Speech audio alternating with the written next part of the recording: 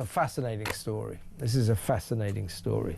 With me is the Editor and Investigative Officer at NPOV, an investigative firm, Ashley Rindsberg. Welcome, Ashley. Thanks so much. We're going to talk about Wikipedia, you know, the People's Encyclopedia. I personally always thought it was a bit weird that anybody can just go in and say, right, I'll change that and I'm going to add something here.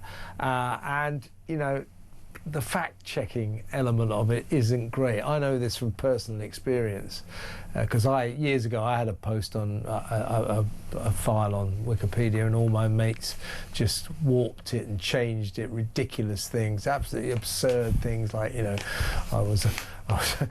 as a restraining order, wasn't allowed near primary schools and all this kind of stuff. Absolute codswallop. And it became sort of this grotesque, like Dorian Gray's portrait or something. And Wikipedia took it down, and I've never been on Wikipedia ever since, which proves that kind of a weird thing. You can just play around with anything on Wikipedia. Now, Ashley's been looking into Wikipedia, and what he feels is that Wikipedia, its influence is vast. Its influence, its information spreads into everything. ChatGPT uses it, Siri, Alexa. If you ask a question, you get a Wikipedia answer.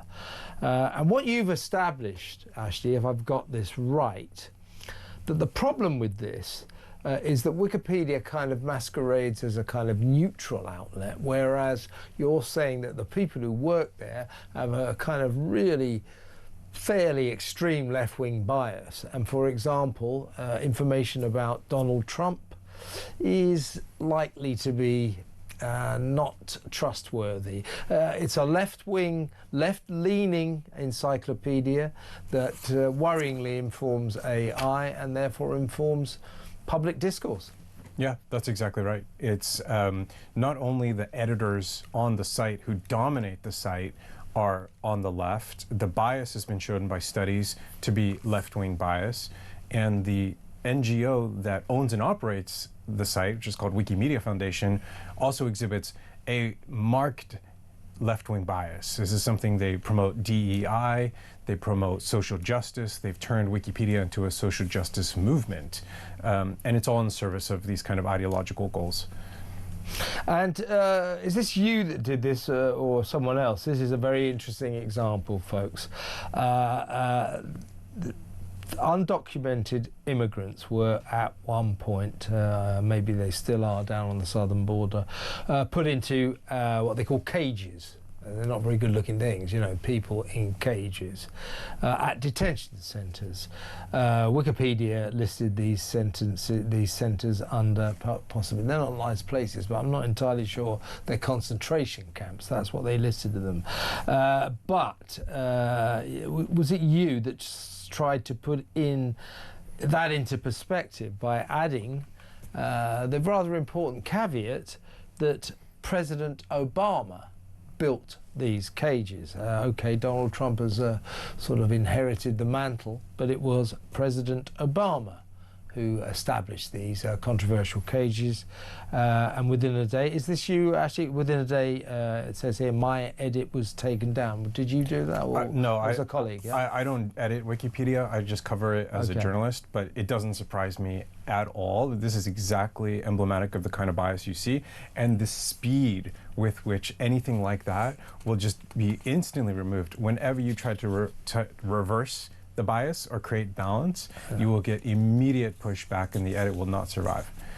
Yeah, so think about that. You know, these cages are listed in Wikipedia as being akin to concentration camps. In fact, they're under the concentration camp headline. And they're blaming it all on Donald Trump. Somebody went in there to say, well, may I just point out that although Donald Trump might be running them, it was President Obama, you know, that scion of the left, that lovely be-kind Democrat that set them up. That was removed almost instantly. I think we can see what's going on there. And the newly appointed CEO of Wikimedia Foundation, which is the owner and operator of the site, is an Obama appointee. This is a person who was working in the Obama White House in the National Security Council, and after that worked for the Obama Foundation. So the Obama ties to Wikimedia are now deeply established. And Wikipedia editors are liable to treat sort of liberal, as they say in America, left-wing outlets like CNN, Vox, Slate, The Nation, as reliable. Probably MSNBC would be in that as well. They're reliable, but Fox News, The Federalist, Daily Wire, New York Post, shall we say more right-wing outlets, they are treated as unreliable, so there you have it. That's right. It's codified in a list. It's called a reliable sources list, and that is how Wikipedia runs. It runs on being able to substantiate claims according to this list of outlets that are considered reliable and those that are considered unreliable. And when you look at the reliable list, it is the center-left and left-wing mainstream media, predominantly in the US, but not only, as here as well. And when you look at the unreliable list, it's exactly the top conservative outlets, again, in the US, but not only here as well. The very first unreliable outlet on that list was the Daily Mail. Yeah, the Daily Mail, and I presume that our friends at Wikipedia would no doubt trust the BBC implicitly. Absolutely. Which we British citizens used to do until it became quite clear that the BBC is institutionally left-wing, anti-Israel. But I would imagine that these Wikipedia editors probably treat the BBC like the Bible. Very much so. The BBC is as green for reliable as you can get on Wikipedia, and it doesn't matter how many scandals, it doesn't matter how many cases of editing Trump's speeches that might turn up, or how many reports from the BBC show its own bias. Wikipedia will not give up on that rating, on that credential that they bestow on the BBC. Wikipedia says that Wikipedia's socialists especially hate libertarians. Yeah. Definitely, there's an anti-libertarian bias, and that accords really neatly with the left-wing skew that you see across the site. But when you say that it informs, Wikipedia informs AI, which is becoming more and more predominant, massive, you know, becoming a huge factor in the way people obtain information, in fact, the way they even think. If they're taking this left-wing bias information from Wikipedia, that's extremely worrying. And the other thing I find strange about the idea that AI is taking from Wikipedia is that Wikipedia, to be fair to it, in the end doesn't pretend that in all cases it will always be accurate, because they do say people can go in, you and I can go in now and change something that isn't true. So any point that the AI people go in and take some information, it could be at the point where the information on you or me is entirely inaccurate. 100%. And the people who are using this vulnerability to hijack Wikipedia are also using it to hijack AI. So if you have an axe to grind with Trump, you create a Wikipedia article or a series of articles that cast him as a fascist or authoritarian. AI will train on that. AI will pull that as reference data into the search. You ask ChatGPT, is Trump a fascist? You will get the answer from Wikipedia saying, yes, he is. And what should we do about this, Ashley? We are hopefully looking to just raise awareness that this is an issue, because for a long time we've thought of Wikipedia just like we thought about the BBC, until we realized that there's a huge problem with the BBC. We need to acknowledge there is a serious problem with Wikipedia, first and foremost. After that, it's about competition. It's about Grokpedia, which is Elon Musk's new online encyclopedia. It's about other kind of competitors that give a variety of viewpoints on these subjects that are so important. Do you know what? You know what's interesting about Wikipedia is its convenience. You know, there's no doubt. I mean, That's right. I've always had my doubts about Wikipedia because of my own experiences. I know how it can be warped and distorted into something it's sometimes absurdly untrue. So I've got reservations about Wikipedia, but almost certainly as a journalist, every single day I take information from it. I mean, there's nothing more handy than the Wikipedia bios, the biographies of people, you know, where they went to school, wives, children, and all that. True. How does Wikipedia, I mean, I'm not an expert, what is its business model? How does it make money? It makes money primarily through donations, and that comes from Google. So Google is shifting all that traffic. When you do the search and you get the Wikipedia articles, the first entry on your search result for any given topic, all that traffic goes straight through to Wikipedia. Wikipedia then puts a banner asking for money, for donations. That's where a lot of the money comes from. And then some of the money comes from big name donations from George Soros, who gave $2 million, from Google, who's given tens of millions of dollars, from other kinds of donors on that scale. So why would these are sort of left-leaning people? They're giving money to Wikipedia because they know Wikipedia is spreading the left-wing word, yes? Yeah, spreading the gospel. Extraordinary, isn't it? Yeah.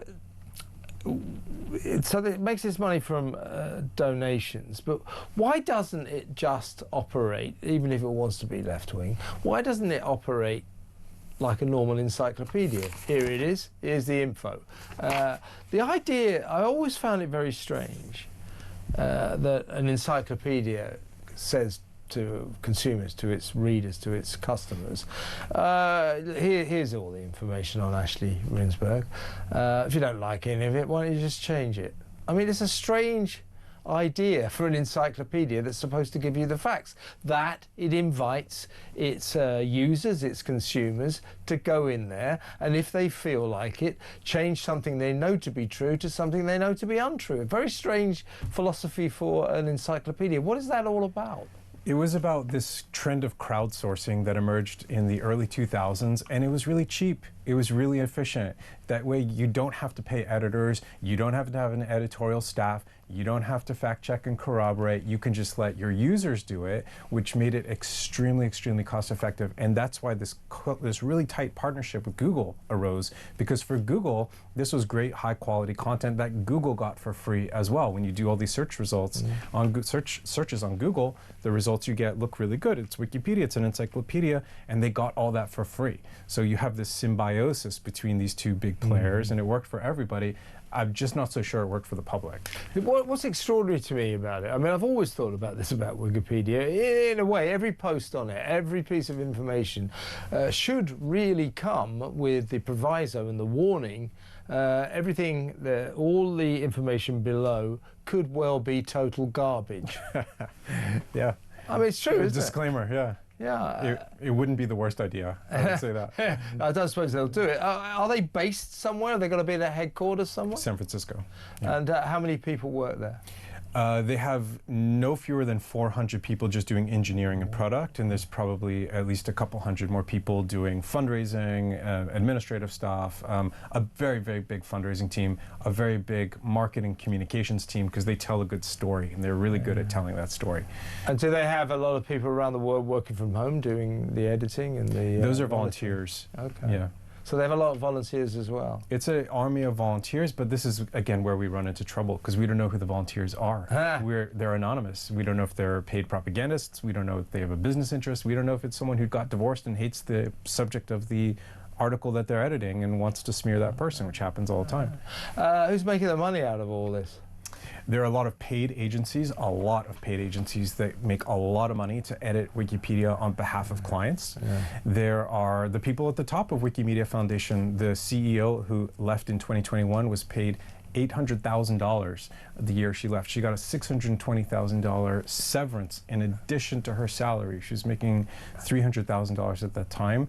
Some of the top executives now make $400,000 and upward. So those guys are doing really well, considering it's a nonprofit organization. For those interested in the beautiful principle of the truth and nothing but the truth, it would be a good thing if we closed Wikipedia down, wouldn't it? I think at very least to have a serious alternative, and for us to not take Wikipedia as gospel truth, and for the people running AI models and systems, and for Google to start to rethink that relationship, to say maybe this is not the single source of truth that we thought it was, and we need to rethink the relationship. You're a journalist. Do you check Wikipedia much?